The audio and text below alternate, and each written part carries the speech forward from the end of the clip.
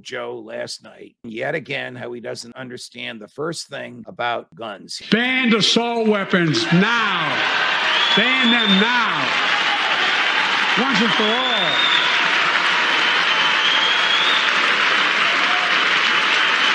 I led the fight to do that in 1994.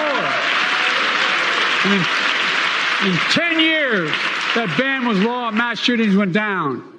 After we let it expire in the Republican administration, mass shootings tripled. Let's finish the job and ban these assault weapons. Here's how misleading it is. There have been more mass shootings, but they have nothing to do with assault weapons. In fact, killings with assault weapons, according to the Wall Street Journal, are significantly down now that assault weapons are legal.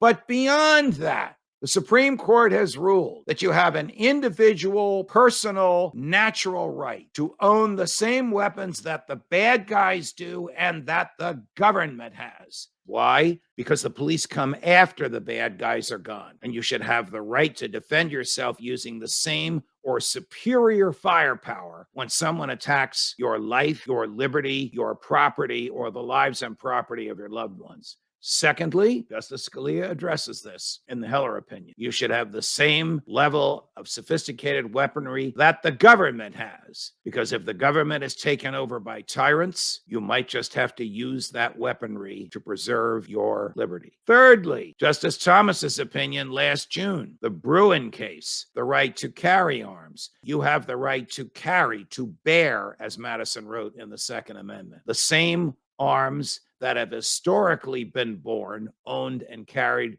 throughout the United States. What's that?